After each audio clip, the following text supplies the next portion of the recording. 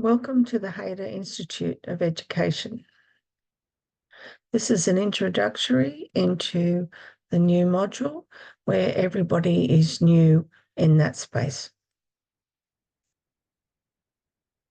Hayter Institute recognises and in the spirit of reconciliation acknowledges the traditional custodians of country throughout Australia and their connections to land, sea and community.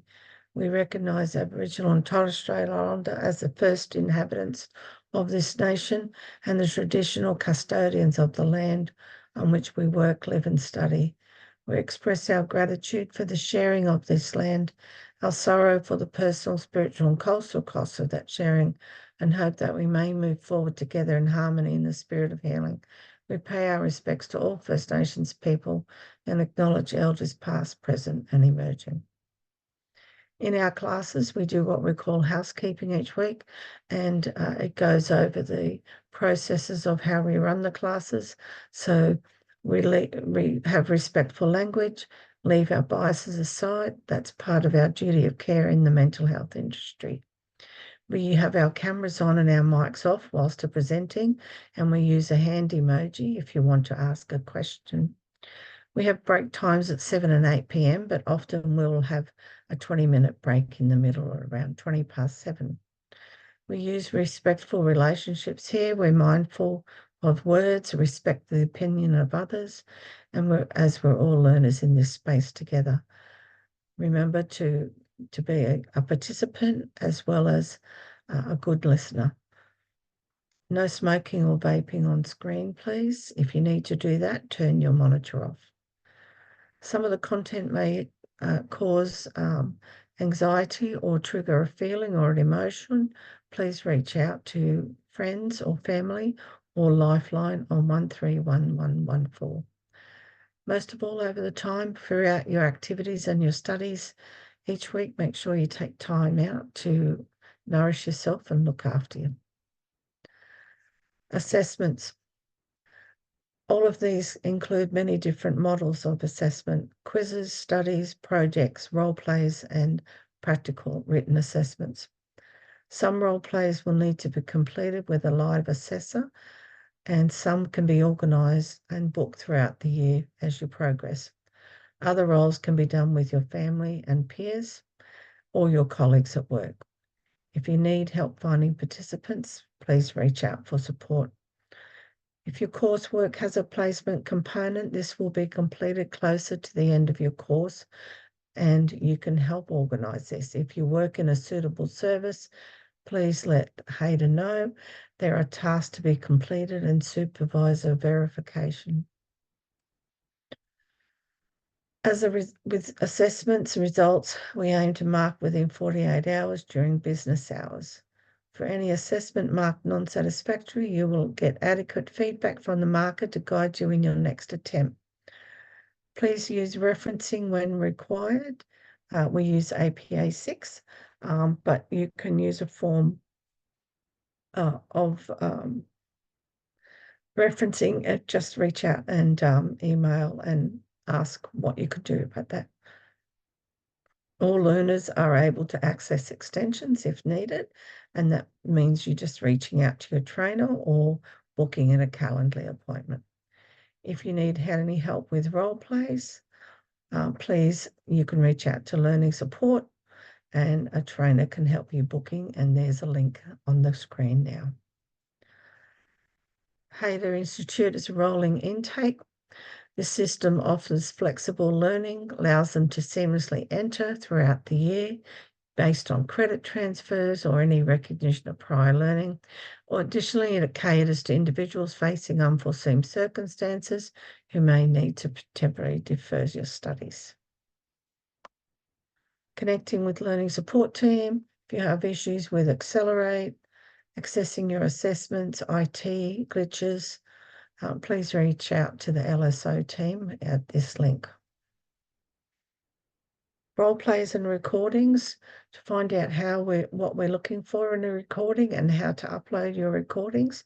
There's two links here. This one here is about two trainers chatting together to talk about what we're looking for, the criteria, and this one is helping you to do your recording and how to upload in an MP4 format.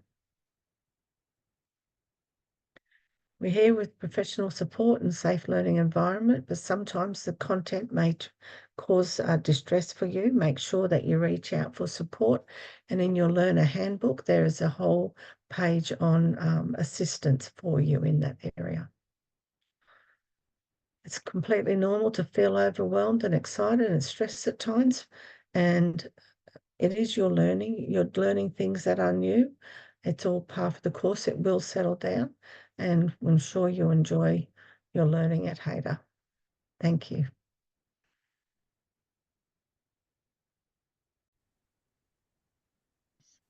Welcome everybody to tonight's session. We have two sessions of this, of CHCMHS010, implement recovery-orientated approaches to complexity. And when we talk about complexity, we talk about those layering up of many issues for people, including comorbidities and environmental impacts upon their lives. So we have two sessions of this. It's quite a condensed two-class session. Lots of information coming through. Be ready for it. Hi, Nisreen, welcome. So just remember tonight, we have our cameras on and our mics off, please, whilst presenting, and use the hand emoji down the bottom of your screen. No smoking or vaping on screen. And just remember some of the content, if it affects you, to reach out for support, or you can use Lifeline on 131114. We use respectful relationships in here where we listen to each other. We use respectful words, and joining in and participating also helps. Right, so I'll just do an acknowledgement of country before we begin. So in the spirit of reconciliation, Hader Institute of Education acknowledges the traditional custodians of country throughout Australia and their connections to land, sea and community. We recognise Aboriginal and Torres Strait Islander people as the first inhabitants of this nation and the traditional custodians of the land on which we work, live and study. We express our gratitude for the sharing of this land, our sorrow for the personal, spiritual and cultural costs of that sharing, and hope that we may move forward together in harmony in the spirit of healing. We pay our respects to all First Nations people and acknowledge elders past, present and emerging.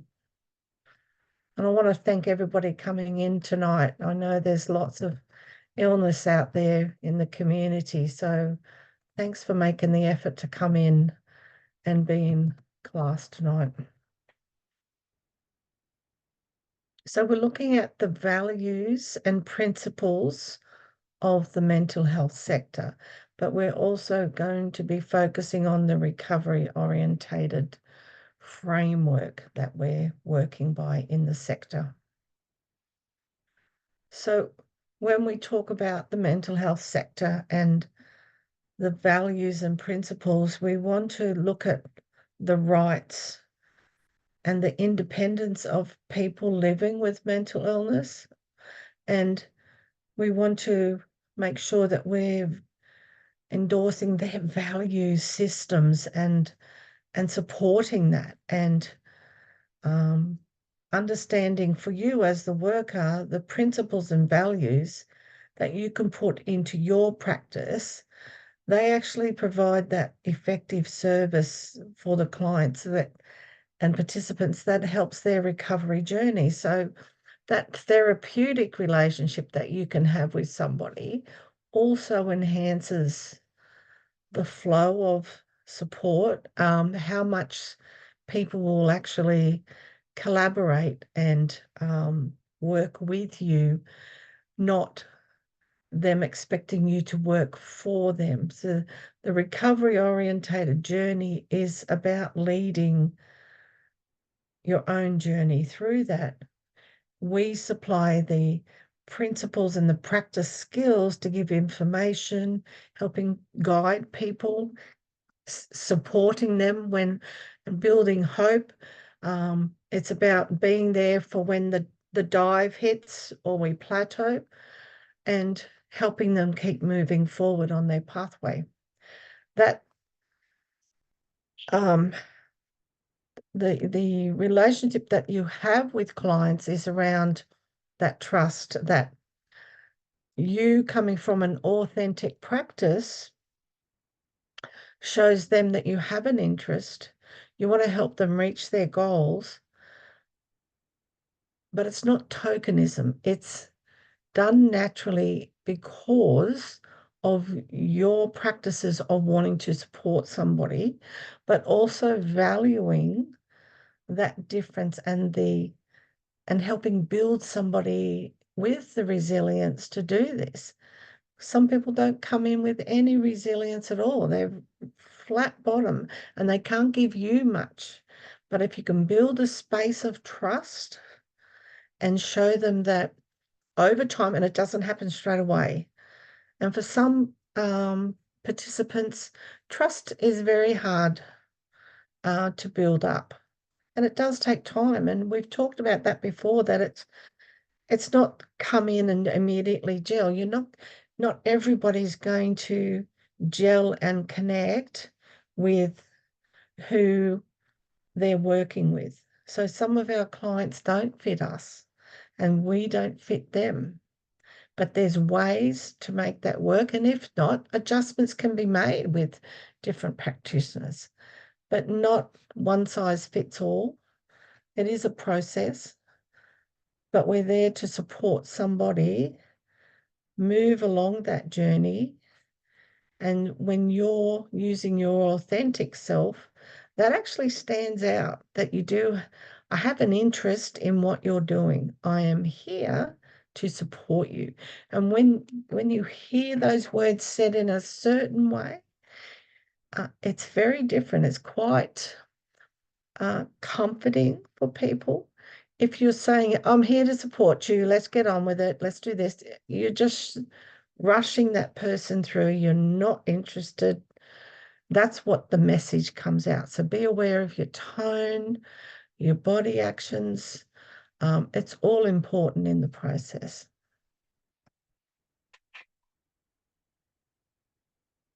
Can I ask, has anybody ever had the experience of, and it doesn't have to be around being in a counseling session, have you ever had an experience where you've gone somewhere and talked to someone and they've been very perfunctory in their support? Has anybody experienced that? Sorry, Helen, what does that word mean? Oh, they've actually performed as if they're very bored. So, hi, what do you want today? How can I help you? Instead of, hi, come on in, sit down, Okay. tell me about yourself. So, perfunctory means that they've just followed the processes without a holistic approach, put it that way. They've just done what they had to do. I find Mark? Maccas do it all the time. I was just going to say I've got a psychiatrist, and first two times I've met him, I'm out of pocket $500, and I think I've spent about 10 minutes with him in those two occasions, and both times was just yeah, and then okay, see ya, and I'm like, well, there was other stuff I wanted to talk about, yeah, and it was really. But, I just accepted it and just moved on to the next event. They're busy guys. There's an extreme shortage of psychiatrists in Melbourne, extreme shortage. So There is, but there's still that function of showing interest. Mm. That'll actually make somebody, okay, I feel like I can go back there. Yeah. Instead of, oh, if that's the only one I have to get, that's what I'll take. That's can be often hard for you to open up as much. And Yep. this is what I want you to be aware of, that language that people use, that the way they demonstrate things. Yeah, it's certainly important to think about how we present and how we support, especially that tone of voice. So first of all, just so we're all up on the same page too, just to be aware that we're only using the chat now to use anything for educational uses or questions, any other sort of chat or putting emails and things in there is not allowed. And we're only using chat if it's related to the topic. Thank you. So recovery orientated and person focused treatment. This is Partners in Recovery, and there's a few questions we're going to ask afterwards. So, and we're going to talk about those recovery orientated principles that you will note in this video. It's about 4.5 minutes long. So I'm going to ask a couple of questions around the principles, give an example,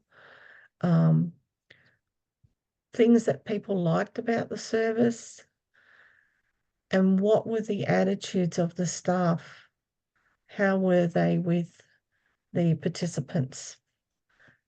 So for those at home, when I say I'm just pausing here, that's when you can fit this recovery orientated and person focused treatment Murrumbidgee Partners in Recovery video into it, which will be in your email that comes out with the recording up the top. And if you scroll right down the bottom, you'll see resources and the links to the videos that we play in class. So let me just pause here. That phrase, navigators of the system, quite impactful in that you can be a navigator, but how well are you doing it? So what would you take away from that, Mark, please? Oh, yeah, well, I listened intently to everything she said, but still at the end of it, I wasn't 100% sure what they do. They seem to do everything. And the wraparound service I thought was a really interesting way of saying that, we wrap around, do every aspect of it. But I didn't quite know where that starts and finishes because, I didn't hear her say, well, what we do is somebody comes to us, we ascertain, we evaluate where the problem is, we find the service associated, and we can do that on a cross range of taking the person in restraints to a facility like she talked about, right to finding a housing for somebody in need. I don't know where it starts and finishes there, but anyway, Jesus, it sounds like there's a hell of a lot of qualifications across that organisation that have to be if they can navigate navigate the system and the people they're dealing with. There must be a hell of a lot of different qualified people there. Yeah. That too, but also proactive when a barrier started to present, I would imagine they'd work from that barrier area and find a resource to be able to fit that. So if they don't actually have housing, they would be connected to their networks. And this is where I think they are able to take on anything that's presented. They said that, like she said, why can't we? Well, why not?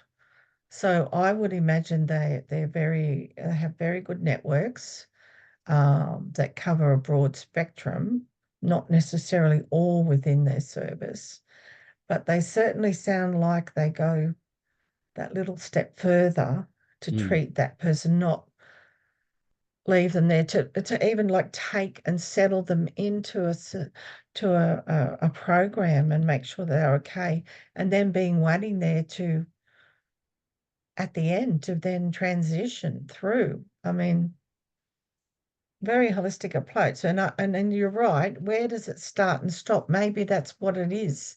It doesn't start and stop. It keeps evolving depending on what the needs are. Mm. Yeah. Trudy? What I took away from that is they needed to change their language from consumer and client to probably participant. But that depends on the service. If they're like a wraparound service, and what I got away from it is that they've got a lot of money, so they really don't, and also with the complexity as well. And also with the guy in restraints, I thought he wasn't in restraints and they would get a worker to go with him. Does that make sense?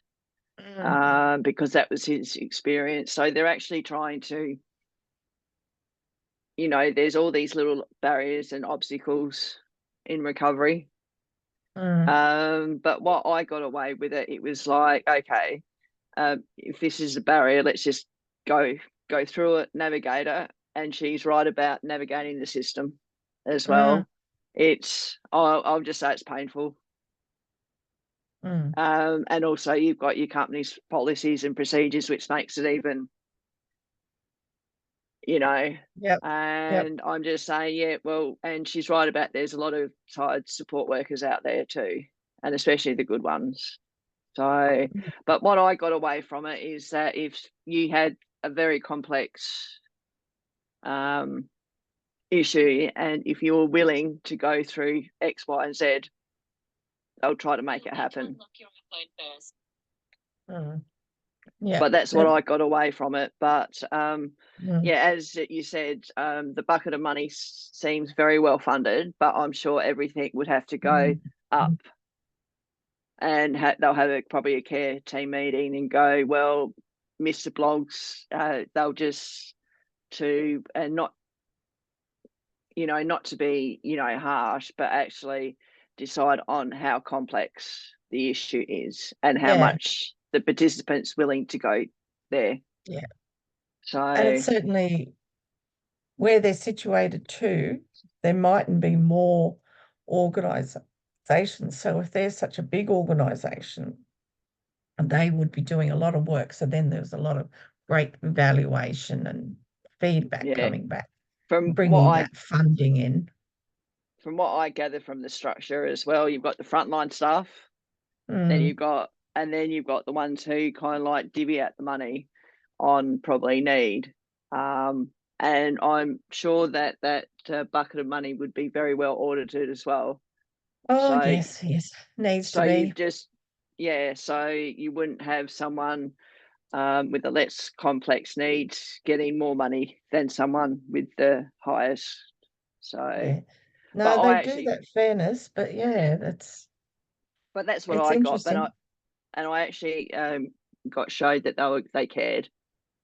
I think that's the biggest thing. They actually cared about what was going to happen to you, about going into somewhere and then not being left to come out of somewhere and go, right, off you go, which does happen to quite a few people. Thank you.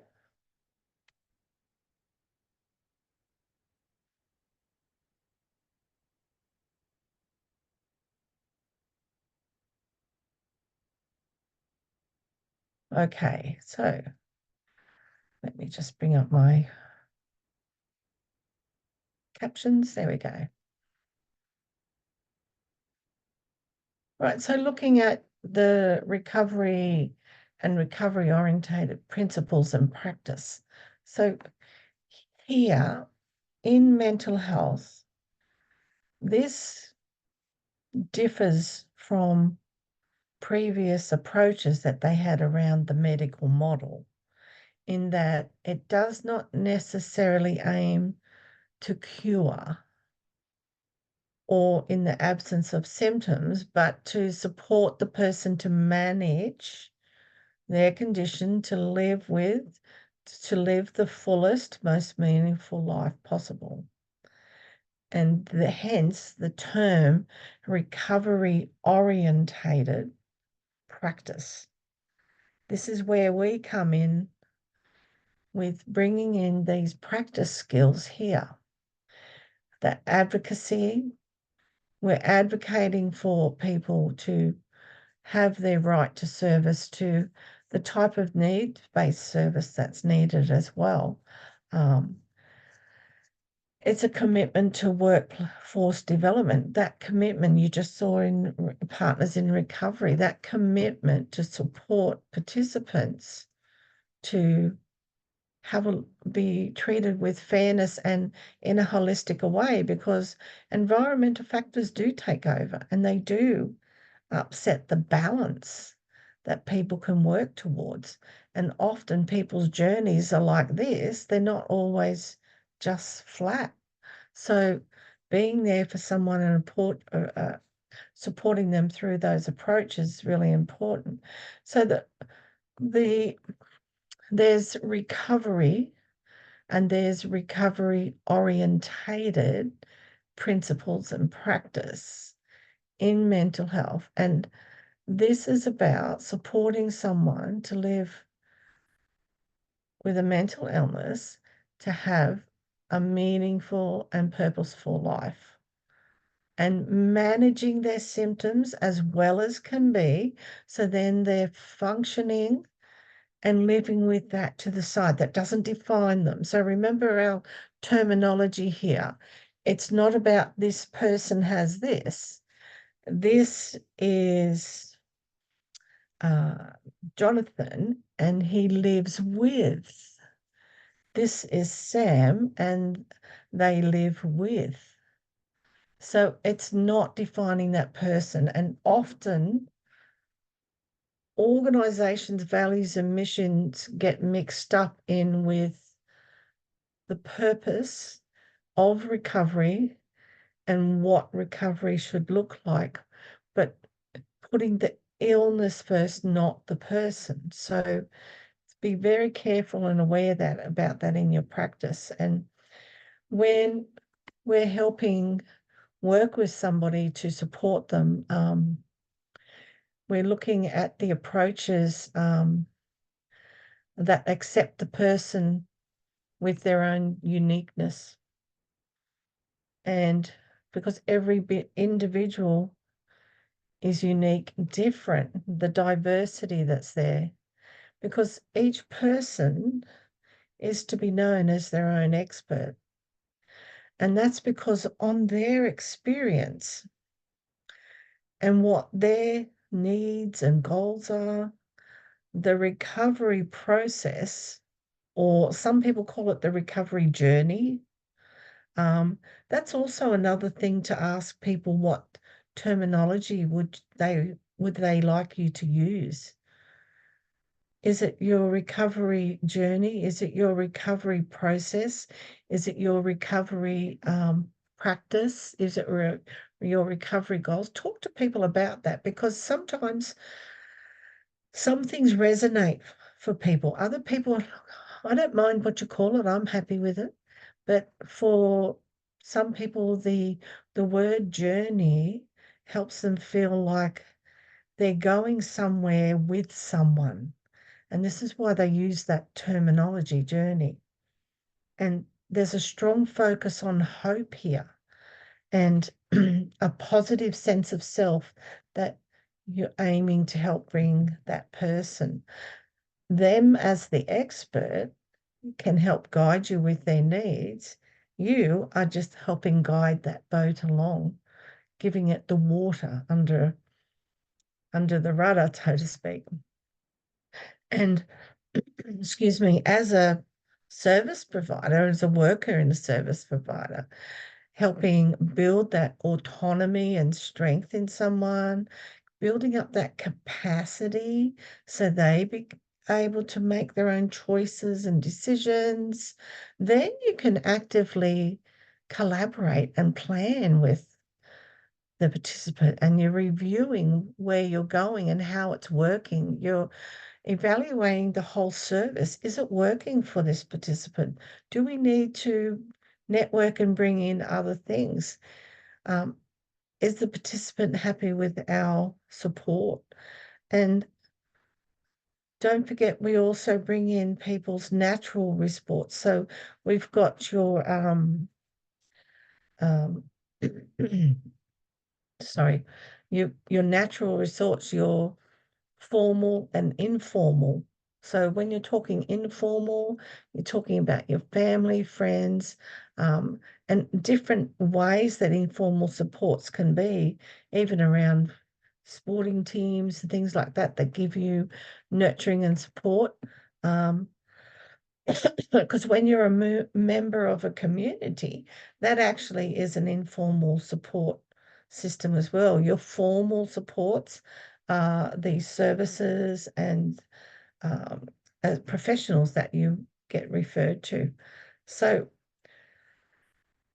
including then that into the recovery plan helps bring a responsive change to that individual's unique needs and circumstances. And Australia's mental health system is guided by policies and frameworks that endorse recovery and recovery-orientated service providers. So we're looking at the big picture of recovery, no matter how it fits that person.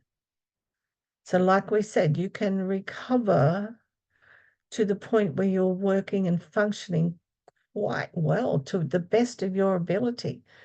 And that recovery process is always there in the background because you'll have practices to keep that in place. This is where service providers come in as that support, that wraparound support they talked about.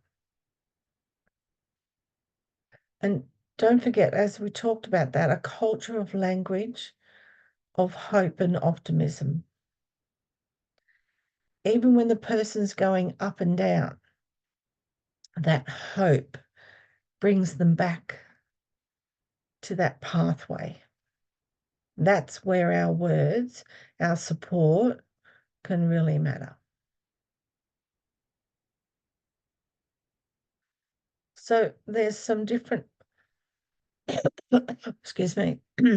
So we're actually going to do an activity on what recovery orientated mental health looks like in Australia. And we're going to use the practitioner's guide for recovery orientated mental health services. So for our learners at home, I've put the website link up here. Please do go and have a look at that. And what we're going to do in breakout rooms is have a look at different areas of this guide for practitioners, for workers in the industry, in the mental health industry, directly focused at that. So from 2021 to 2024, this is the framework that has been used over that period of time to try and change the terminology, the practice, the journey for individual people using those services. This is certainly not to say that it doesn't happen all the time for everybody. Everybody will have a different experience of their working with mental health services here. And often that can be complex. Often it can be very supportive. and often it's quite difficult to navigate. There's no perfect system here, but if we understand the background of what it's about, we're then bringing our practice skills to the forefront as best as we can to support participants. So please grab that link and go and open up a page. And if you don't wish to go to a breakout room, please just let me know. It's optional. You do not have to go. If you're not well, just let me know, and I won't put you in them. Or you don't have to go into those rooms. Okay, we're all adult learners here. It's your choice. Right. So we're going to have different areas that you will be researching from this paper. So I'm just going to put that into the chat. For those at home, we're looking at the concept of the orientated practice, self-determination. We're looking at the broader context of recovery. We're looking at the domains and capabilities of recovery-orientated practice.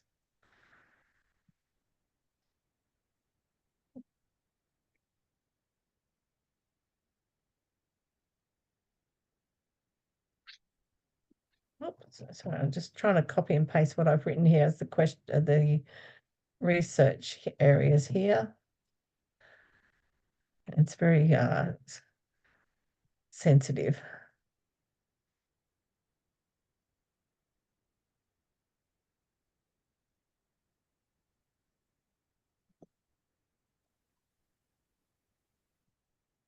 All right, so we have recovery, the concept. That'll be group 1. I'm just going to put that in the chat. I'm just putting numbers on them so we can move forward at that. I'm just going to press pause. Welcome everybody back. Okay, so let's have a look at room 1. You were working on, let's go back to here, recovery, the concept. So what did you discover?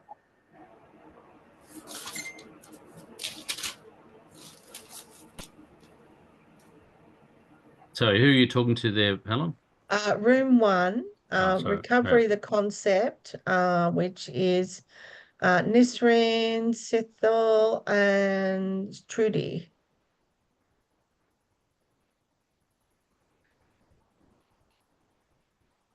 Hi, Helen. Hi. What did Sorry, you my baby discover?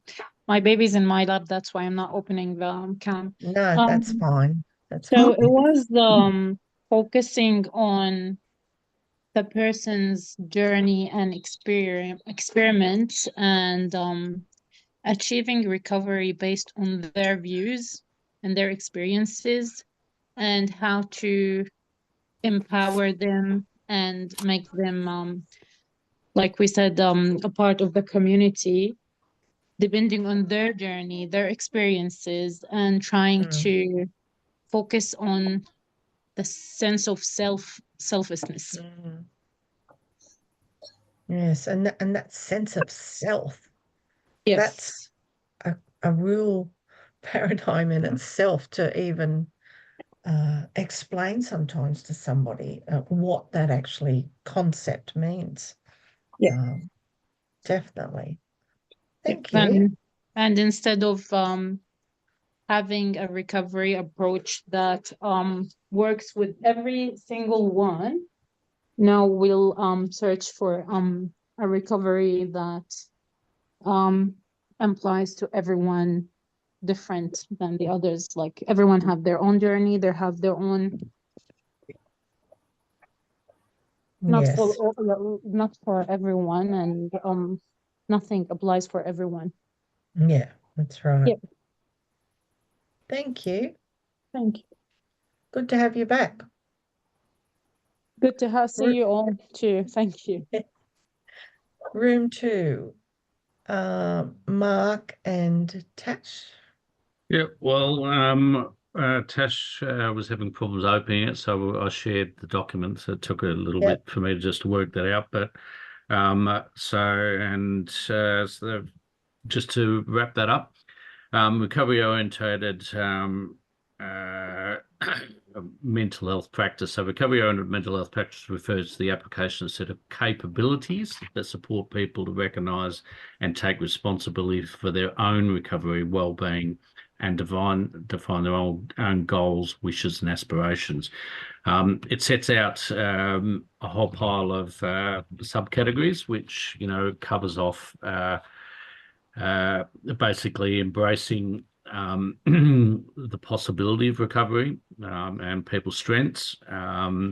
Maximising self-determination covers diversity, sex, culture, age, addresses the hierarchy of needs and what people need, right then, right now. Supports through education, training, guidance, provides services. So it's a holistic view, incorporates. Now we talked at length about the very last aspect because it singles out trauma. And I said I was going to bring it up with you, Helen, because it actually has a line, a subheading, which says, understands that people who have lived, experienced unresolved trauma struggle to feel safe, considers the possibility of unresolved trauma in the service settings, and incorporates the core principles of trauma-informed care into service provisions. And what I was talking, I just wasn't sure why they've singled out trauma. Why haven't they singled out schizophrenia or another mental health issue, dyslexia, or an eating disorder? Why have they? Yeah. Trauma can be the complex root of all things that exasperates things. So trauma can be something that creates the complexity, because you might live with BD 1 or 2, but if you've had trauma, that would bring the complexity into it because it makes it harder to work with, because trauma is around something else besides that could have triggered something, but it's also impacted somebody's illness as well. So that trauma could come in at any time. Trauma could be from the past, which has already been there and then came out as well. We've got some But I was opinions here. Yeah, but I was just not understanding why they've singled out that, because trauma is not necessarily related to an eating disorder or schizophrenia. No, but then somebody might have experienced trauma to set that off. Mm. And I think that's where they're going back with that. Rose, what do you think? Hi guys. I think that trauma is its own thing, and it works hand in hand with the mental health or mental illness. I do the true trauma informed way approach, it complements more so less of an event, but more trauma isn't just necessarily the event either. It's say, for example, a child lost its parents. That's a bad example. Say, for example, okay, a child lost her sister. Every time that is a big event. Then also in the future, their parents had another baby girl, and every time that would then possibly trigger the whole event to re-happen again, what's the word, restructuring the comprehension of the first trauma to then update with the new now time. Does that make sense? Yeah. That's just what I wanted to say. Thank you. Adam?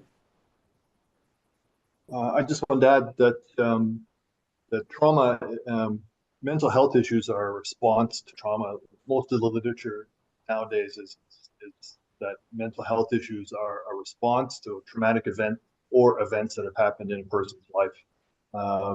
That if you use, again, like the eating disorder, that's a way of coping with the trauma. So, I mean, mental health issues are considered a way of coping with something that's happened to you. And as such, it's a natural response to an unnatural event or that's occurred in a person's life. The trauma is kind of like the beginning of everything.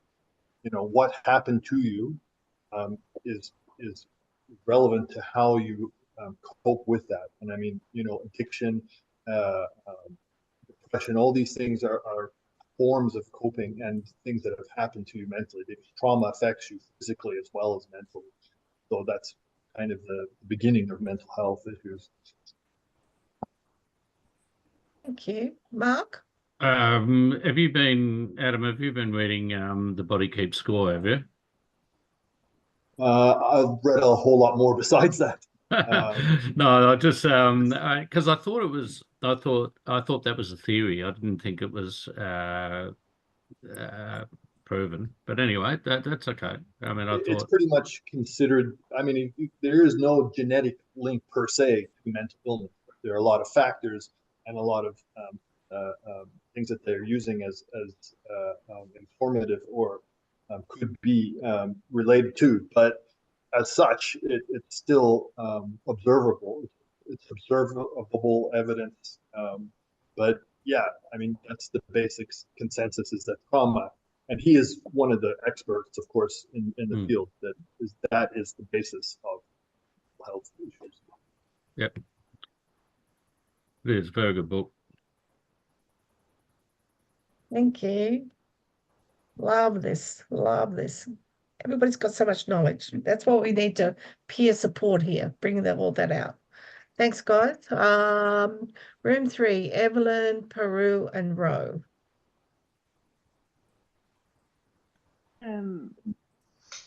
Our section was mainly on recovery for somebody, in the sense that when you get involuntary assessment, and how the recovery really should be based around trying to provide that person with as much control on their life as possible. So making sure that you're reducing the need for restraints and seclusion, and reducing coercion and harmful risk, and trying to really build up mutual respect and support to help support the person to gain more control and gain more autonomy. And that's been proven to really help with recovery, as well as pulling in as much peer inclusion as possible, because I think we all benefit and we all thrive when we're in a community, rather than feeling like othered during recovery processes. Very well said. Thank you. Excellent. All righty. It's great. Love what you're bringing back. This is going to be such great information for your assessments. Room 4, Alex, Ayan, and Rose. I don't know if Ayan was able to participate because she was unwell. So, Alex and Rose, did you work together?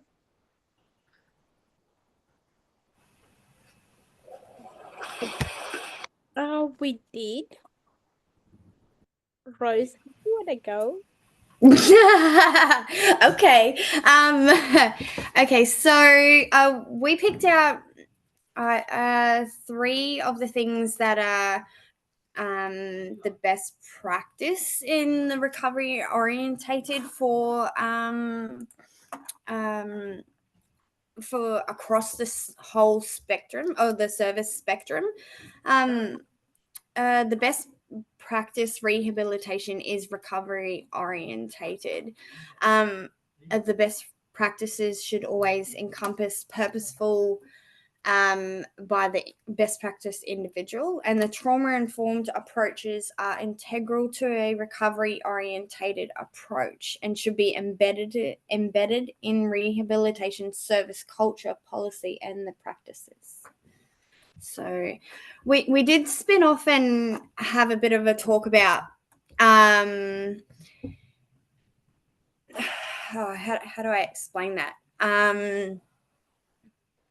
I We're don't know how talking to about like explain what we individually, like it's all about the person. Like if you're determined to recover, then that's when, like if I'm determined to do something, then a person can come in and be, that's when I'm boosted up to achieve it, rather than if somebody's there, like for example, if there's a peer support, you're supporting me, but I'm not willingly to put in the works for me to be better, then Yeah.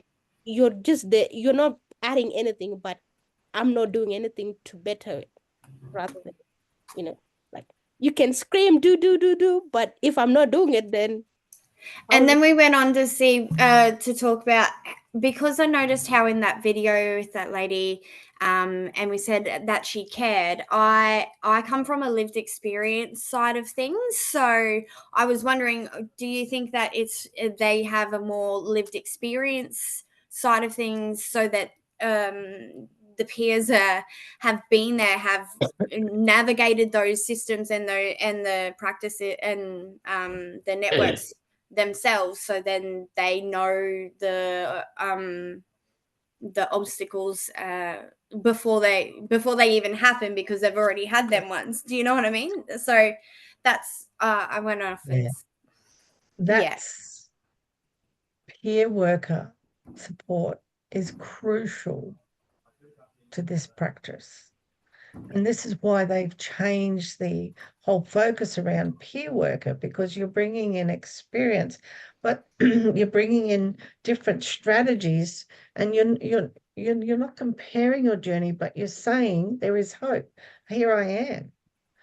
And I experienced something similar to you, because not everything can be the same, but their similar journey. What strategies did they put in place? What hurdles were there? What hope can they then build up for you that's encouraged? Because they have a very good idea of where you're at. Everyone's an individual in their experience, but that lived experience, yes, brings a different terminology out from somebody who's working from a textbook. And going, well, this is how it looks, this is how it feels. When somebody talks about it, well, when this happens, this is what this, you might be able to do, or the terminology when I use it, it's about I hear you.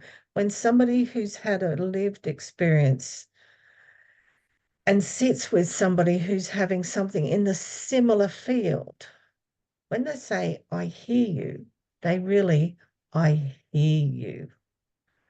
It's not, yeah, I hear you. It is, I hear you.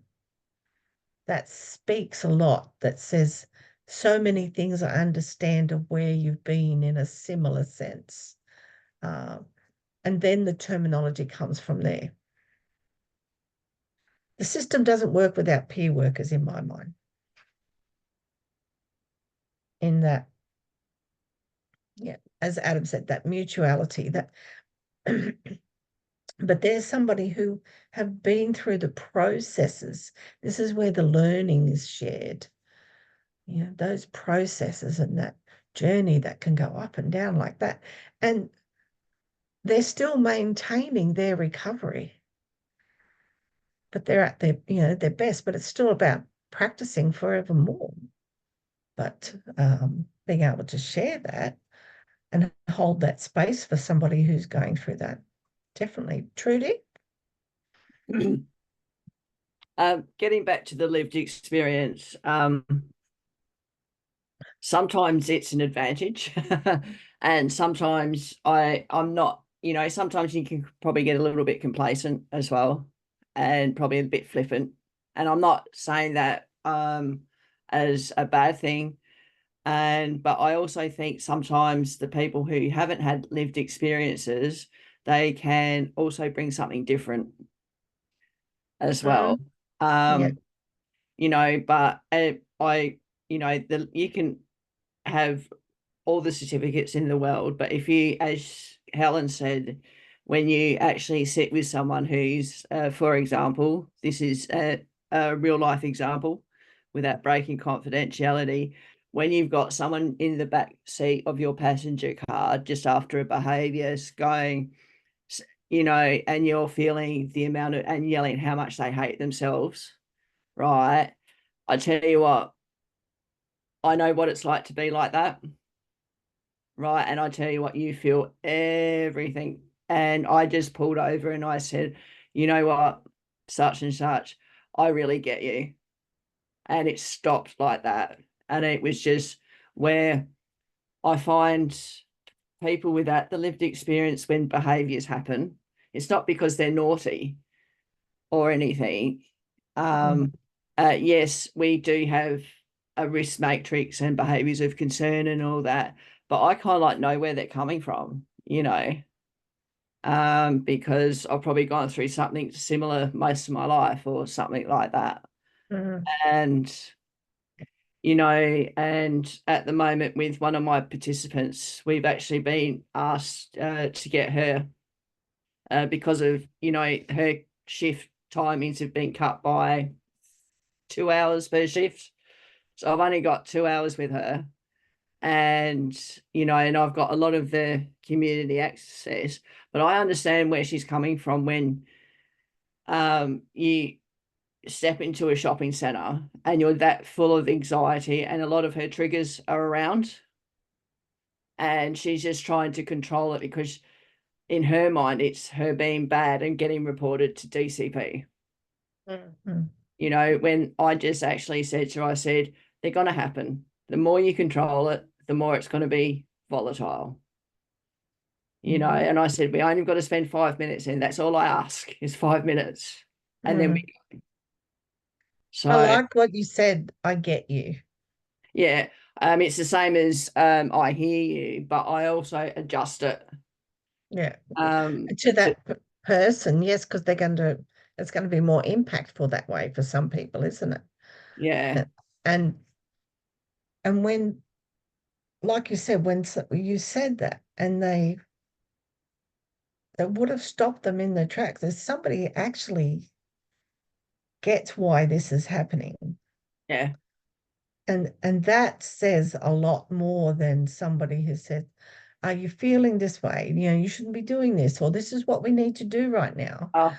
3 words, I get you. I get where that's coming from. And it's like a relief. Somebody actually gets me. Yeah. And then because I also know the mindset, I also know the little tricks when and she's masking, for example.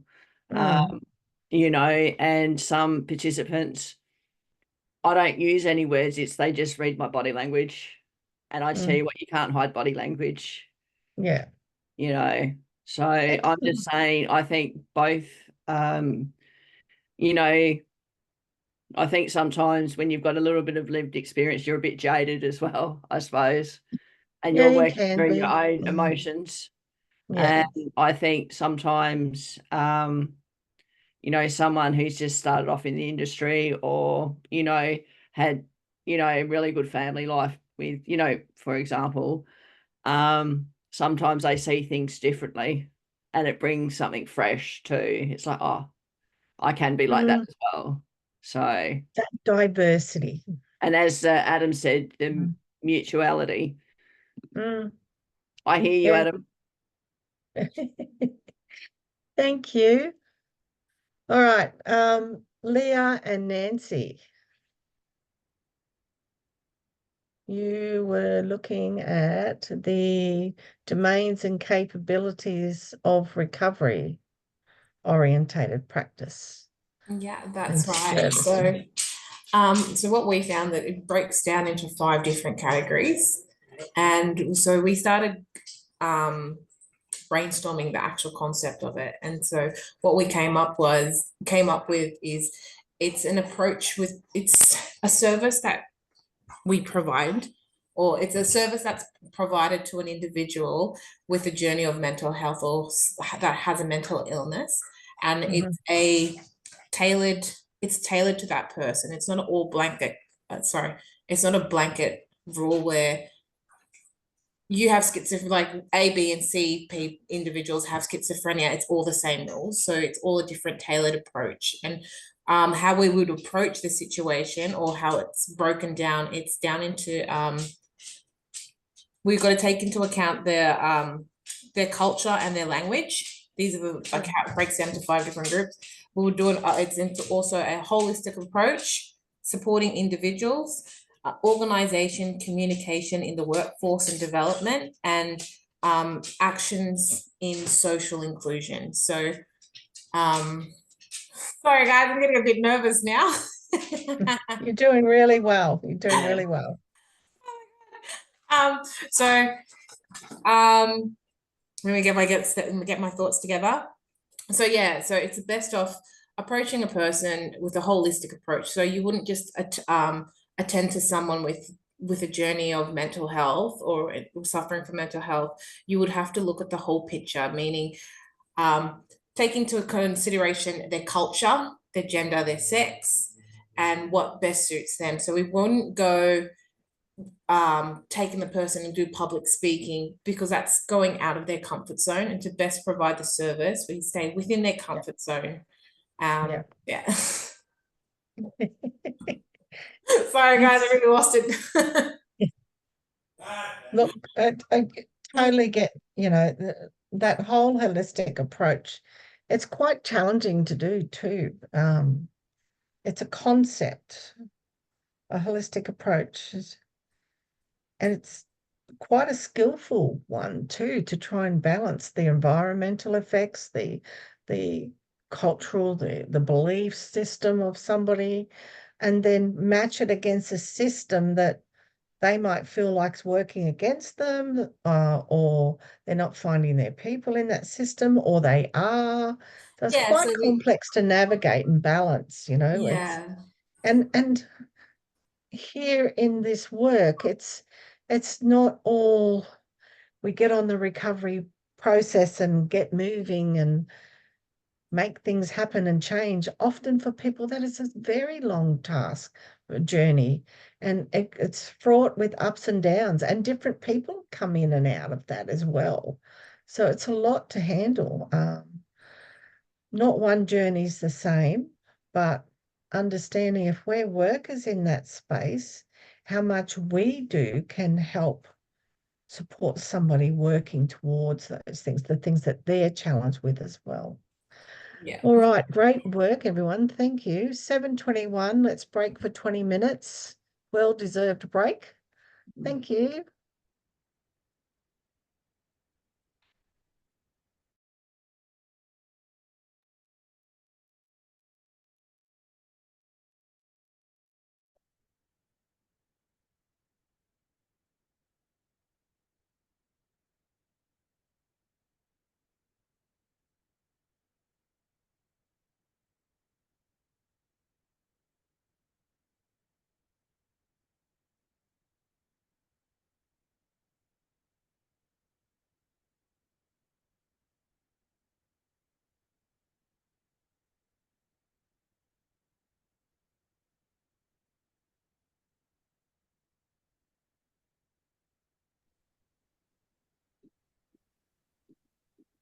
Yes, ma'am.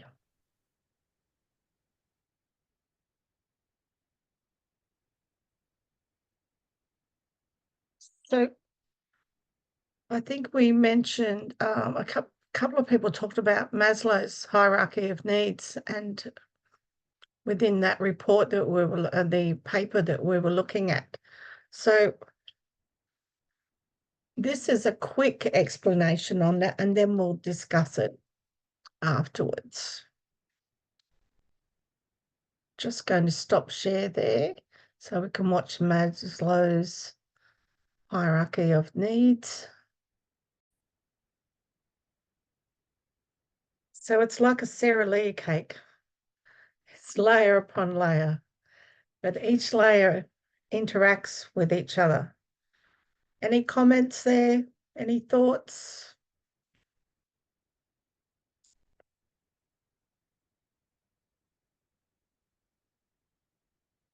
Because when we do this layering up and how one interaction can create the other. Sorry, Trudy, yes? Your sound's not on.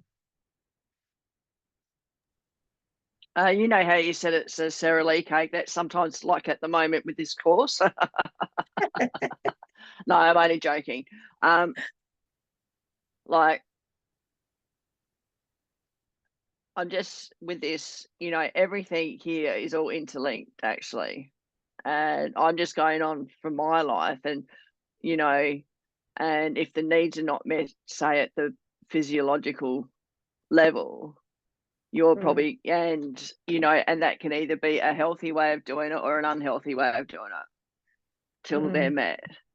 Yeah. And then, you know, and basically if you're, as he said, if you're not, you know, if some of those needs aren't met, you're not actually worried about yourself and actually, you know, actualization.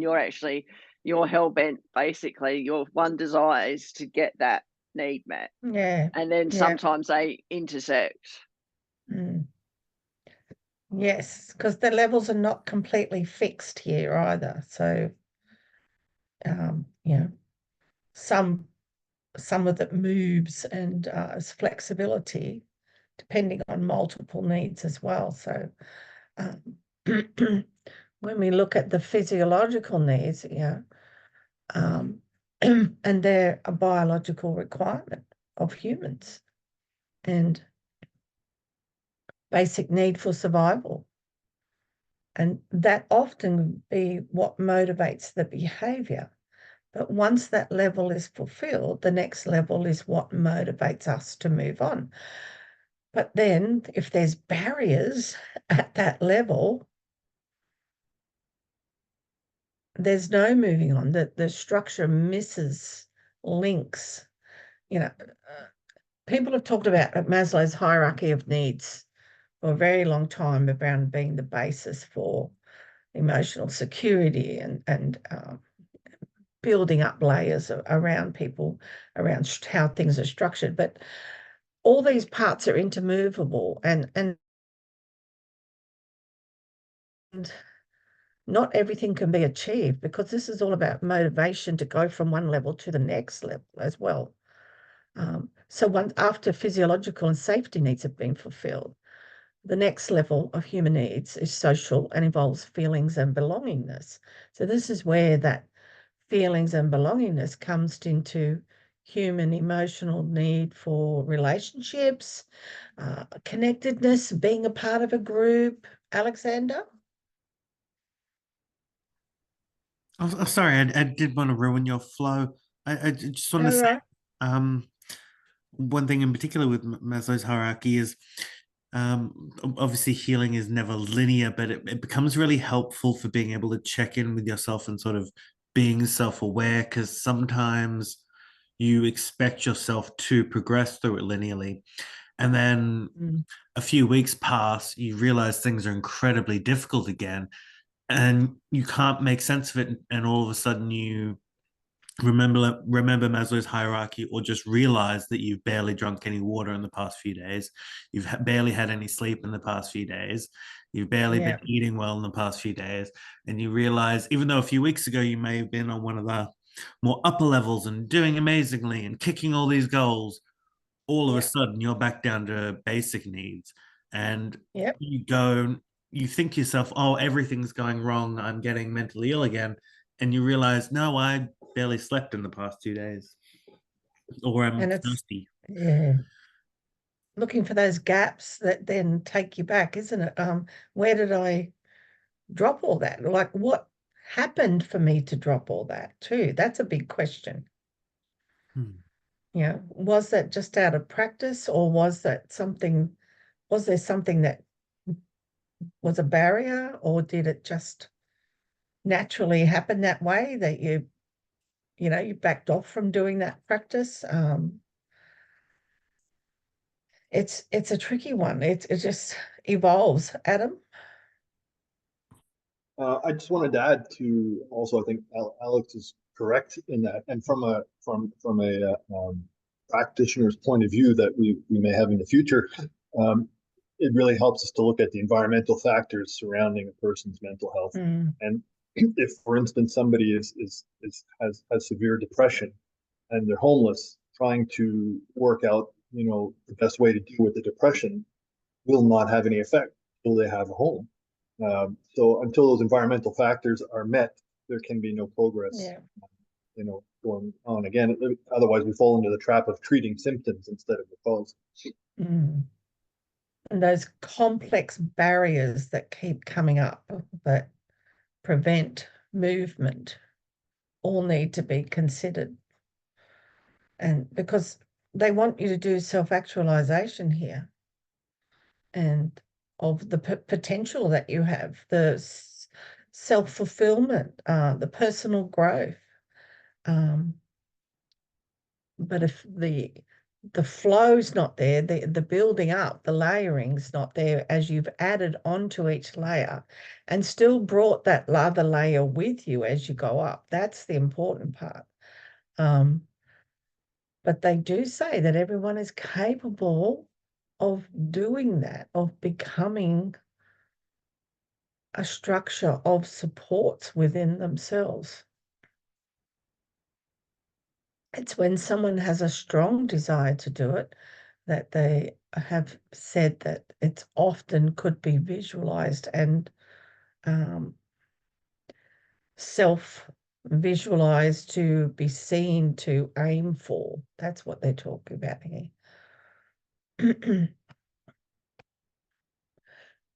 So we now talk about holistic approaches to mental health.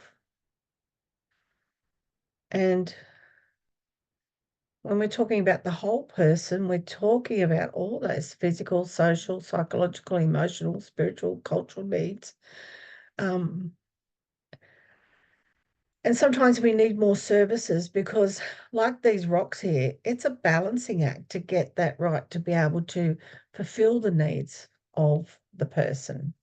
And making sure that we have, excuse me, making sure that we've actually been able to bring enough resources together that we know of so we can bring it in and create a supportive environment.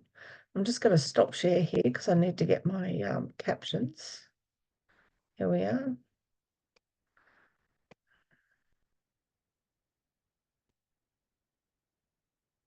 Bring that up.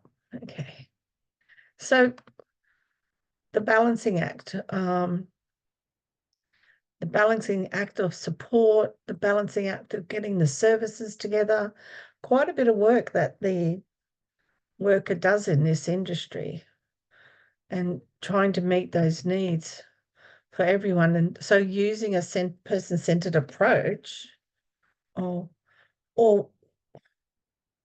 some people call it person-first approach.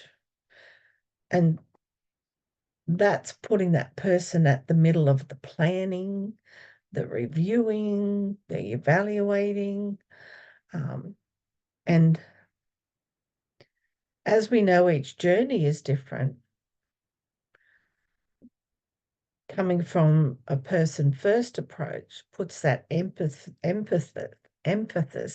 on the importance of the person being in control of that journey and making those choices and deciding upon ways to make things happen in a different way. So there's your dignity of risk coming in here as well around the way they want things to be as well and what they want to try. So when they talk about being in control, I think it's that autonomy. It's that having and knowing that that's coming from that person individually. This is you're leading that way. You're collaborating. We're taking the lead from you. We can help build up with informed knowledge, but helping that person do that, be out in front, person first.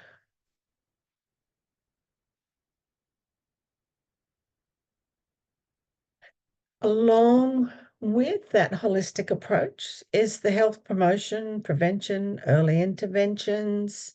And this is where early intervention becomes a proactive approach, in that you're helping somebody identify changes in them, triggers, environmental impacts. And then how do you do that prevention? And how are you working on plans on your feeling when you are going low? How do you encourage that practice of supporting one's own mental health and well-being? What actions are you putting into place? What's your dialogue? How do you approach all that? Just think of the Are You OK program. Even with our colleagues, our friends, our families, checking in is a really good way to start. And when we're workers in that field, we're checking in with people. We're asking these questions and are trying to identify things early enough to be able to do the prevention part.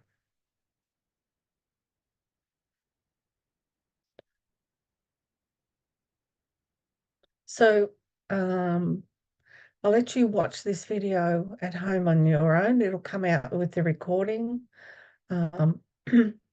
Just have a think about it and see what it's promoting, but how can you put that into your own practice? Could you change the terminology here? And could you still follow the ethos of this, but still do this with checking in, see where people are at, like what's happening for them? Think of different ways you could do that. And for us, when we're working in a recovery framework process, we're often having to address complex issues for the person as well. So if we can understand the concept of empowerment and social justice, we can then keep helping that recovery framework work through those complex issues for people. Because sometimes you've got to support the rights of people living with mental illness and be able to give them knowledge, strength, advocacy about having their own choices and goals met, having decisions being made around care, treatment, medications, all should be there. We know in the industry it doesn't happen all the time, but this is where workers coming in with an advocacy framework as well in trying to support those goals.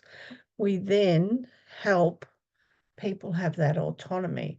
It's when it's not happening and that disempowerment then makes people pull back and they can shrink back and go under. So then the concept is they're falling backwards, not moving forward. Because everybody has a right to be working towards recovery, and I think every one of us has a vulnerability, and we can often have experiences that give us negative beliefs and attitudes. And like we talked about safety of service, does this place feel safe for me? As we talked earlier on around that experience, if you've had a lived experience and it hasn't gone well, there's a distrust. There's a, how do you build that up again for people? So people do often come with different beliefs because they've had an experience that's put them on the back burner to make them very wary, to make them, they could have been stereotyped, they could have been bracketed into with mental health. It does happen in the system. And that lack of awareness and rights for people goes back to, for some people, around institutionalization. But factors that contribute to that vulnerability is definitely around negative stereotypes of people living with mental illness. And as a society, we can have negative beliefs around that. So having the access and equity with the right to resources is an important approach for all organisations to have.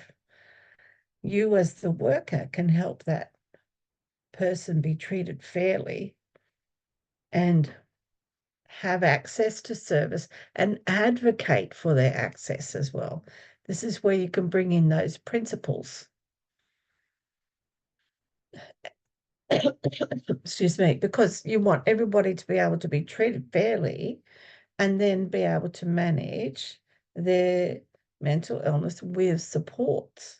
So this is all part of that recovery approach. But if there's an imbalance, it puts things out of play.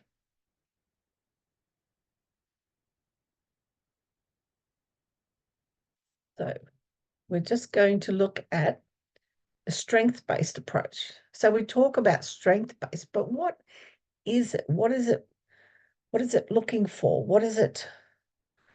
Why is it so fundamental to recovery and the practices of recovery? We're looking to build somebody's strengths with that autonomy, that capacity to have some knowledge and informed practices to be able, and strategies to be able to move forward. Rose? Hi, yeah. So I look at the strength-based practice as more of a purpose. The person's individual, their purpose in life is going to get them to go and do and be more engaged with their own recovery.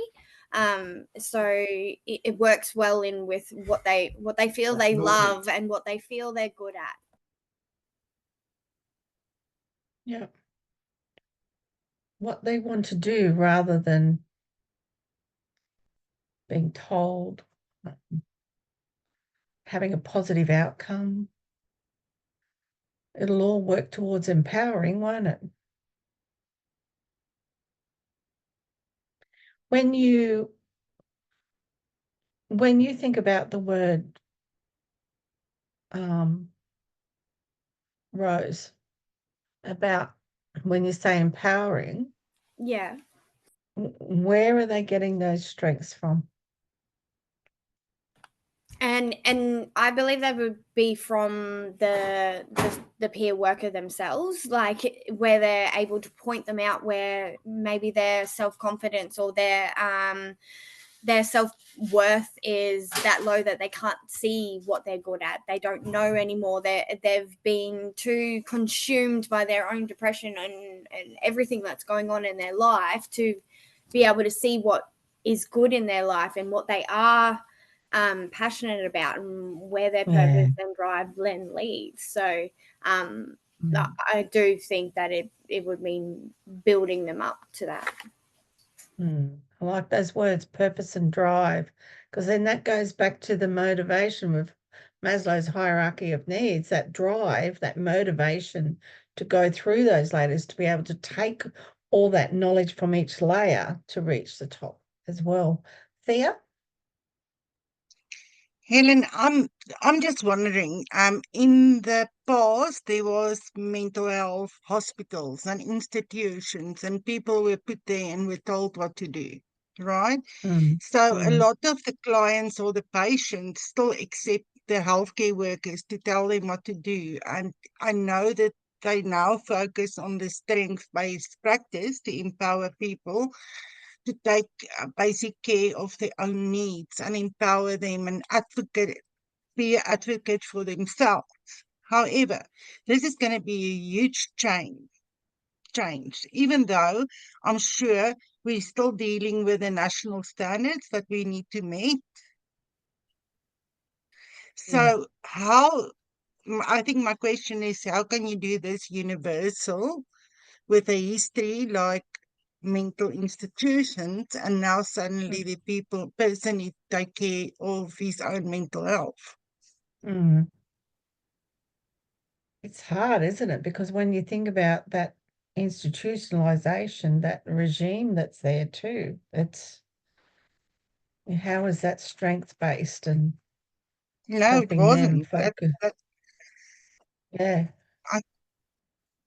It's horrific to look at some of the stories that came out of that, and that all contributed to the stigma. And you know what? That's bad. Sorry, just my 5 cents. No, it's like we say, people often come with experiences, but there's this trauma that's run deep for some people. But the whole system back then was very different as well. And then when they did start to change that and looking at mental health and wellness and recovery, it's we're talking back from the 70s, 80s to now, 40 years on, we're still struggling with that. But many people are still left behind in that pocket, in that bracket, that they get told what to do. It's not coming from an empowering base, for sure. Bro? As far as institutions go, isn't that basically that was merely based on cure, though, wasn't it? They were trying to find cures for things rather than now we're trying to find ways to assist people to recover and assist people to live a fulfilled life, living with something rather than, oh, we're just going to cure you. Because if you're looking for a cure, that's where you get told what to do. But you're not. You're looking to find fulfillment, find a way of living your life to the best of your ability. So it's not necessarily having people tell you what to do, as opposed to having somebody support you in becoming the best version of yourself. Exactly, Ro, and Adams just said recovery is a paradigm shift from dependent to independent. That's what you're talking about. Trudy? Oops. Going on the strength base practice is, I know just through me, I know a lot of my professionals do this with me. Especially I've learnt to self-advocate for myself, which I have been doing for the last for a fair while, but it only comes through knowledge and going through that institutionalization when you've just got told to put up and shut up. I tell you, it's so difficult, and unfortunately, one thing I've learnt through this course as well, what is that our system is still rooted back in the colonial British system of the punishment and hide away. I mean, even though we've got this strength-based practice and the recovery orientated models and that, which is just totally awesome, when you're dealing with a system, the child welfare system, which is still got the old model, even though it says it's all strength-based and all that, it's very difficult to break through. And all I do now is I don't fight the system now, is I've just learned to do what I can do and also be a bit of a role model as well. To say that you can do it, but it's going to take time. There's no quick fixes and stuff like that. But I think, unfortunately, we're still in that punishment, not rehabilitation mode. that's just my view and what I've researched in one of my mental health papers. That's all. Yeah, yeah, yeah. Thank you. Oh, can I get? Oh.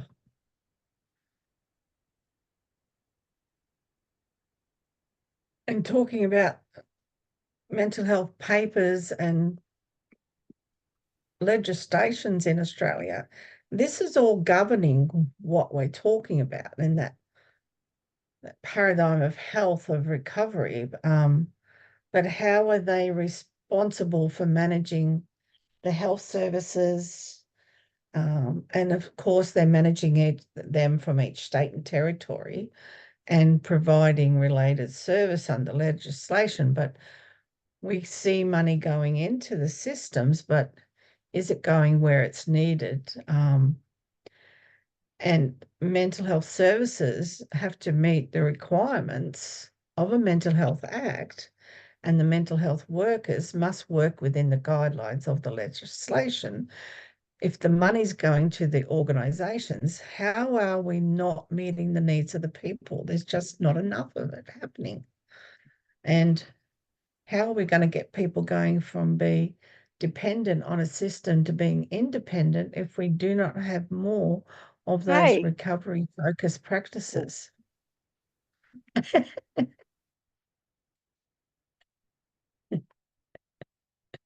So there's another short video there, a little bit of comical things there that you can have a look at. Okay, so mental health service, so the standards that must be kept. There's a National Safety and Quality Health Service Standards that covers all these structured here's that make up the practice standards of different realms of mental health as well. But I think this one is support sustained recovery, helping somebody to maintain that and looking at the individual needs and tailoring those supports to meet that person where they're at, what fits them, and involving people in that decision-making process. You can see how it all sits under this service standards, but some of them stare out glaringly that we need to have in our practices all the time and recognize individual needs and capacities and tailor treatment to those. So this is person in the first spot here. This is person out front. And this is where this model comes in to support that. In theory, each organisation will then look at this and their practices can involve different ways of doing this. But we don't want to be restricting. We don't want to, it's about promoting somebody's healthy life further moving forward. How can we help you best attain support, care, safety, treatment that all fits you?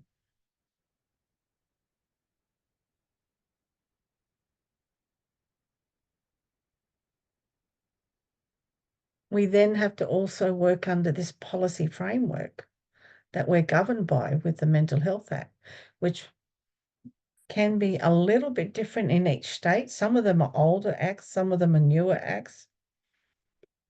But it starts from where the government makes those decisions, what things are going to address, making decisions, putting in principles and practices, bringing it in, and then making it follow the policy framework. So it's almost like an umbrella. If you put this, turned it up around this way, if you looked at that, the guided by the policy frameworks would be like the umbrella over the whole top. because we need to be able to have values, principles, but we need that supported with legislation so we know those practices are going to be part of that duty of care and best practices for people that we're working with.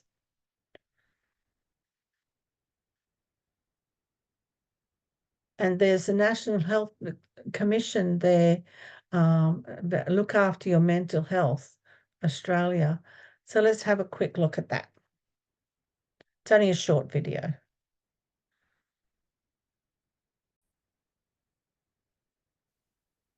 An important thing there about bringing those priorities back into play.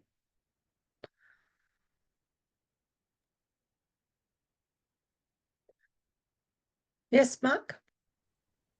Just interesting that she said about sleep and mental health, because Beyond Blue are doing some seminars at the moment on sleep, learning to sleep for younger people, and the importance of that in mental health. So anyway, just wanted to add that. No, it's an important factor. It's the same as that we've talked about, that the hierarchy of needs, having those basic needs met, but with mental health and the processes towards recovery, we do know that physical activity, eating a reasonable diet, having connections and doing things with other people, good sleep, all matters to the brain, the muscle that needs nurturing, and it needs sleep. So for people to be repairing, we know each night, if you suffer from sleep, how much it affects you the next day, don't we? So if you're living with a mental illness, how much then is that dependent on that sleep as well? It's an important factor.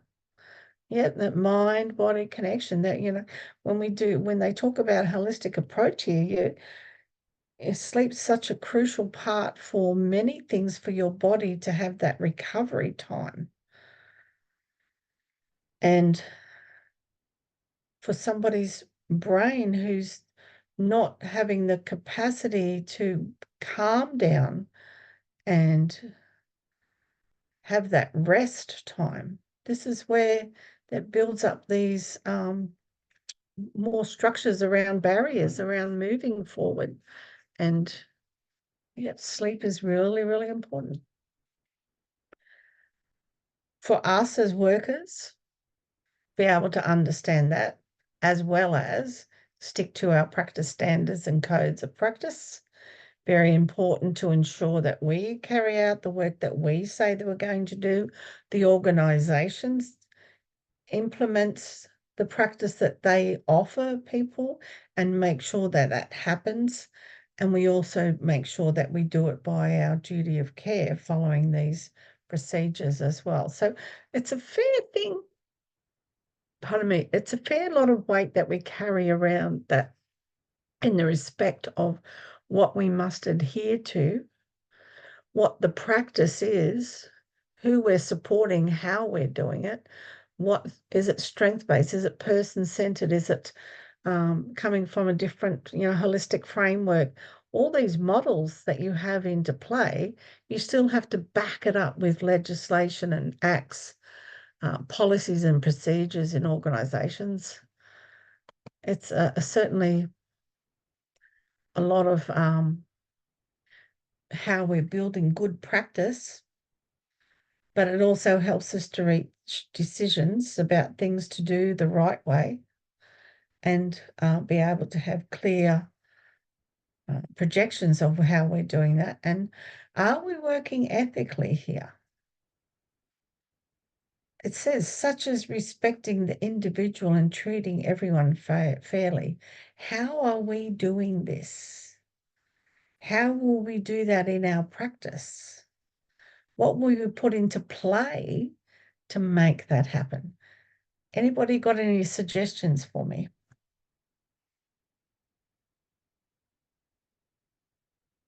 What will you do to act fairly for everyone that you work with?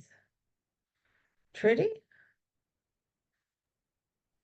What you can try to do is actually is to treat people and I know just open your mind a little bit, and also this is the hardest bit, is to get rid of your stereotypes, your biases and everything. And one thing, and just treat people as you see them, not as you see them in a year or how they were.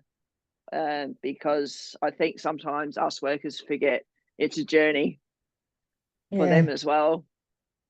Yeah. And, and a lot of us workers in the industry, I suppose we've got our own issues, I suppose, and our own challenges every day. And to try to put them aside is quite difficult because they pick up so much. Yeah. And keeping if, those biases and things aside is and that's the something hardest that, bit. And your yeah, tiredness, and whatever else is going on in your life, because we're all busy in our own yeah, personal lives. It's just not, and I think you've got to learn to how much you want to give. yeah. And if you And don't, sorry, you're right. and if you don't want to give a lot, go into high care where you go from house to house, and if you still want to earn your money. But if you want to get into, say, a company and what I'm into, you've got to kind of like give a fair bit of yourself, because these people rely on you and they're still very vulnerable. And, just try to, see people where they come from.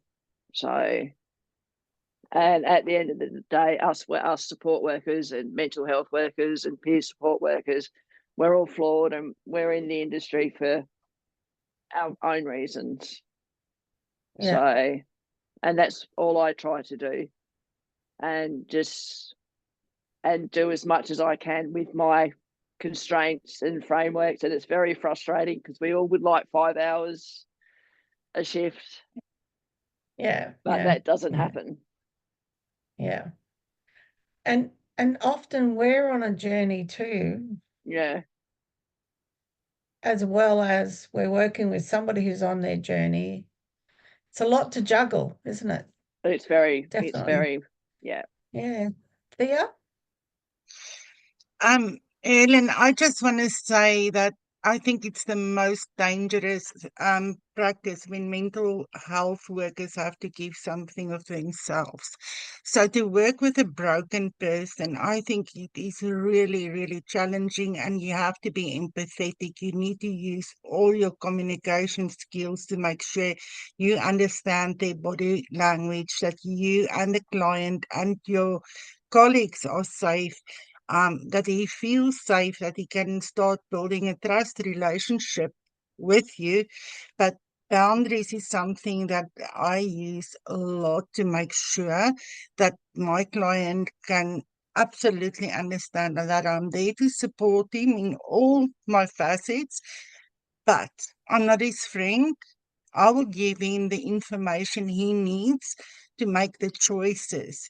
But if I get emotionally involved in my client, I am genuinely going to speak to my manager, because at the end of the day, I read an article about how many mental health workers get burns out and get really sick for doing an awesome job.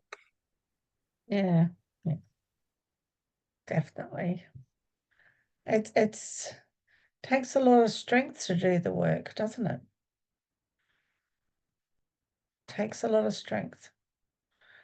So the rights and responsibility of workers and employers. So service workers in the mental health service area, it's wise to have a clear understanding of your own rights and responsibilities here as well, and those of the employer and of the people receiving those services. So when we layer this up on top of knowing what we are working under the Mental Health Act the policies, the legislations, the Australian human rights that structure rights to service. We're advocating, we're following duty of care. We've got practices to have build upon. Then we have the rights and responsibilities here, and we have a right as workers to a safe workplace, but then we also have the responsibility of keeping that workplace safe too for the participants that we work with. And meeting our duty of care. That's where it all comes in, meeting that duty of care. The employer provides training, workplace health and safety legislations that come in around safe environments to be working in, safe practices. You have boundaries here because there's laws in relating to workplace health and safety. So a PCBU, that's a person running a business, they have the responsibilities and relevant laws, the same as we have those principles and relevant laws as well. And the consumers also have the right to be able to be in this practice because they also have a responsibility here to be aware of respecting the rights of others in this practice space as well. And they do have the opportunity to give feedback and communicate how their experiences have been. But when we have workplace health and safety policies in there that ensure the employers have good guidelines to work by, there's likely to be less issues. And so it's how they structure that organisation, values, missions, policies and procedures on working with participants, how they structure that, what is the most relevant part of the service that they want to focus on. We need to have all that balanced. And we talk about the duty of care, we talked about the duty of risk, and it's about that connection of care. How do we bring that into play? We've talked about this before because we're not about restricting somebody's right to make a reasonable change, a reasonable risk in order to learn from that experience as well. How can we support that for our participants? Because we're talking about helping them lead the way to make their own choices and decisions. Don't forget, dignity of risk here is really important, but it's balanced with your duty of care because it still has got to be in the realm of safety. And is it going to harm them when they do it, or anybody else that's in that area as well? So big things that we need to balance out here. And have we gained all these things from our duty of care? Is, it takes on all this responsibility of consent, confidentiality, privacy, protection orders that we should have. Are we reporting these correctly? All of this is under our realm of what we do. And making sure that privacy and is the biggest part here, but to do that, we need to build trusting relationships because that's the foundation of an effective service. And clear guidelines around how the workers practice can actually help create that environment. Also up to the people who are doing the jobs too, their approach, their whole approach to it as well.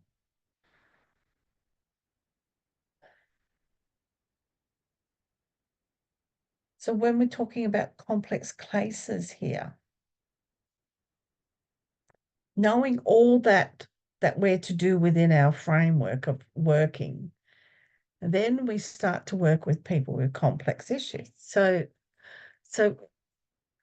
when something's complex, it has that layering up of conditions that somebody requires support with. And one factor might affect the other. And this is where the components of somebody's complexity can create barriers.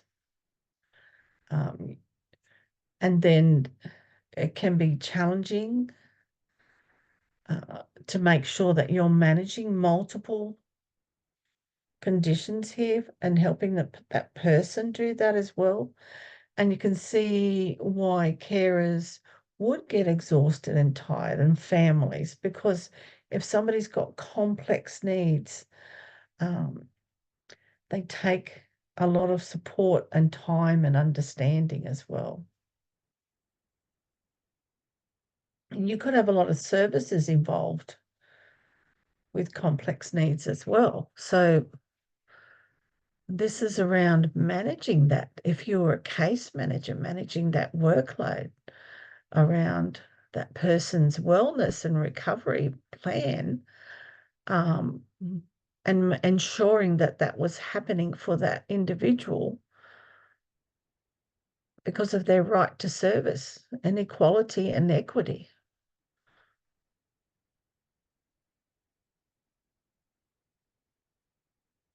And this is where we're talking about this coexisting needs. So some things actually impact on something else, which creates another need area.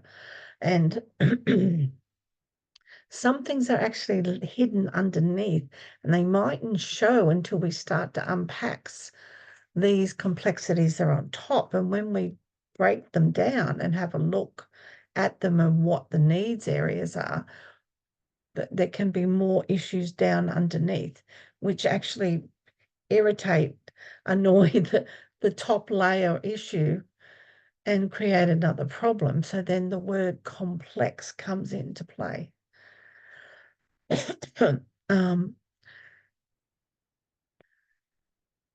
Some of the complexities can also be highlighted when you're working with somebody, because when you might be working on one area that you're supporting, it'll trigger off a reaction, and it could be telling you that there's something more underneath that again. So,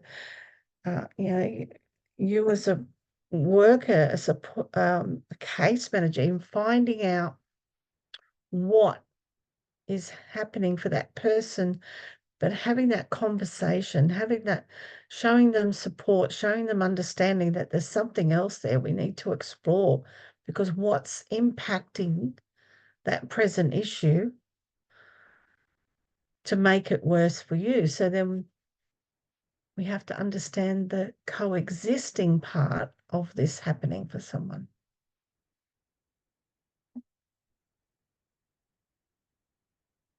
So let's have a look at, we have a case study here. Let me see if I can find it. No, I don't. I don't have it on my list. Ouch. Thought I did. That's all right. We'll move on from that. That'll be in your learner guide, actually, that case study, because it talks about Graham. And he's a person that has tried illegal drugs and connected to criminal offending. And well, let's just put it out there, put it in that scenario. If somebody had used illegal drugs and then ended up in prison, how is that going to affect their mental health? And will it affect their continuing drug use? And what is the connection here, Rose? I believe the connection, it starts with why is he using drugs in the first place? What's his immediate or environment, or what's happening and going on around him that caused him to do that, because he gets out of prison and the problem's still going to be there. He may or may not be clean when he leaves prison, but what environment is he then preparing himself to enter back into? Does he have a home to begin with? Does he go back into the exact same places that he was when he got arrested? What's changed? Has his mindset changed? Has he gone from maybe got the denial stage that he had a problem to now he's in the contemplating, or the pre like actually wanting to do something about it and going and asking for help? It's not necessarily, you gotta find out that information before you can. There's no, oh no, you'll go see this person, then this person, then you'll be fixed. There's nothing like that. Right. Yeah, it's you got to figure out what's going on in that person's life. Definitely. And this is where Partners in Recovery, an organisation, they talked about at the end still then being there to help move through the next possible barriers. So you're looking for housing, work, where do you fit in society? Often people come out of those systems, have a week to make sure they get things in place, and then left.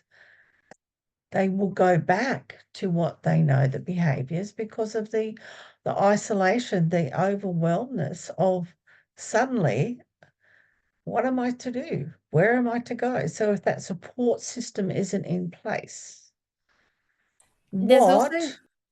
sorry?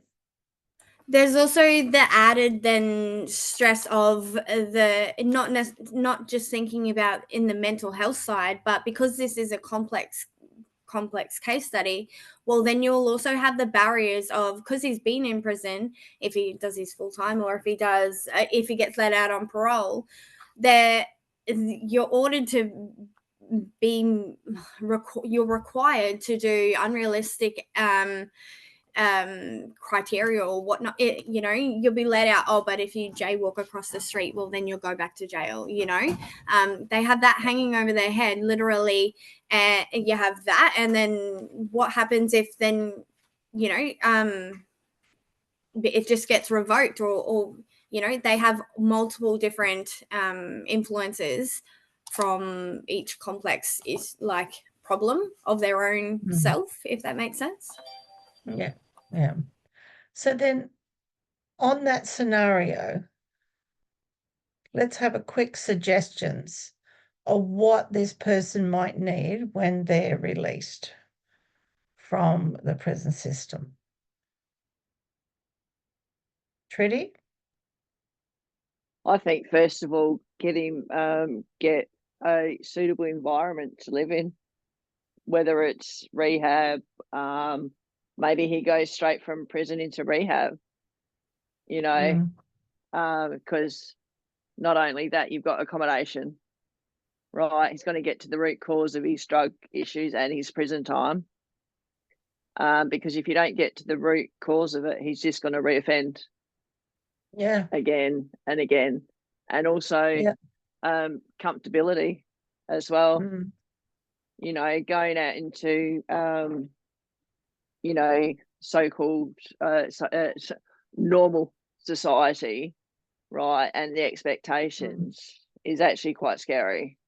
Yeah. So, and us humans like predictable, comfortable behavior, whether it's negative, positive, or indifferent. So, I just think the first thing is finding very suitable housing away from that environment, because you put him straight back into the environment where he came from, he'll be back within 6 months. I don't like to judge, but that's the odds are not in his favor. When the environment is not a safe and protective one. Yeah. Yeah. Thanks, Trudy. Nancy?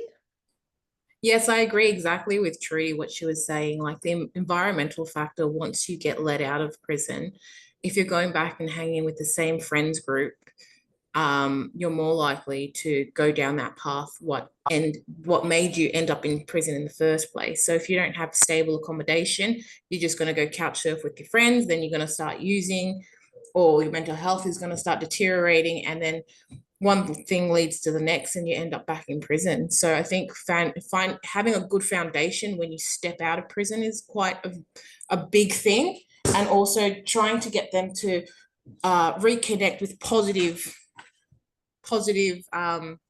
environments, like starting up with a job, whether it be volunteering, maybe a church group if needed. It reduces the likeliness of reoffending. Definitely, yeah. Sense of community. Take the isolation out of it. That's what Ro's saying. Nisreen?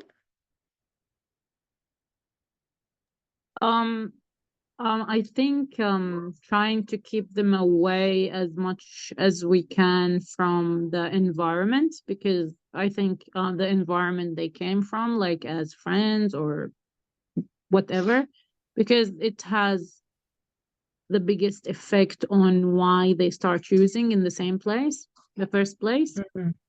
And try to keep their life busy, like jobs, study, anything, because having lots of time, making them having lots of thoughts and going back to where they began. So if we give them a meaning of their life, like a job or something, and help them see counseling to try to know what's the reason behind their using, can at least solve a bit of problem, because most of people using have a reason why they start using, like a bad life, a bad wife, whatever, they have an excuse.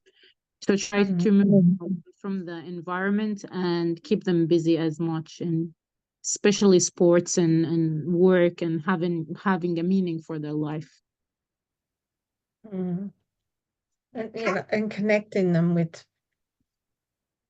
others in the community, make them feel welcomed. Alexander?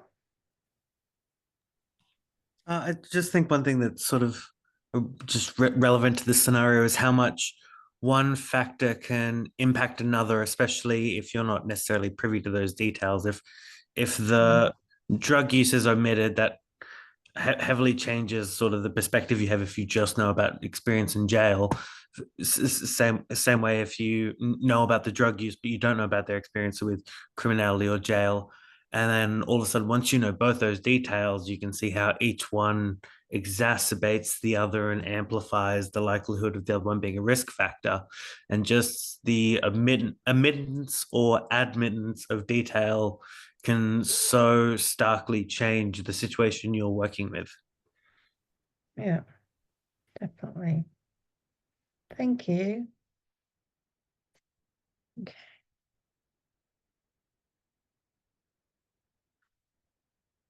So, yes, Thea? Sorry? It's just a question. I'll be quick. Yeah. The prisons would have rehabilitation plans in place, and they would have connected these people to services. I personally think the biggest thing is to continue with the people and the services that they were in, because they're familiar with them as well. Or do we take them totally out that environment and put them in a whole new environment? Yeah, and often it's putting them from one environment into a new environment. They might have a parole officer or a case manager. Once they leave, they've got to have safe housing. They might have to check in every week, but then there's things that they must do each week around commitment to that being out, and job seeking, checking in with certain official people, can often create those barriers to moving forward, but they're still carrying all that. So, and then often it's put into places, in halfway places, that can be quite not in Community. a supportive environment. So Yeah. this is where services maybe that around in that recovery process would be useful and more supportive environment. But we do know for a lot of people being thrown back out there and not having anything, it's a shock to the system. And where do Absolutely. they go with it? Where do they start? You know, so something for us to think about. All right, so big night tonight, lots of information. We will unpack the tasks next week. Excuse me. And I hope everybody can have a good, safe week and reach out if you need support on Calendly or you. And there's plenty of trainers across the board to support everyone. So thank you, everyone.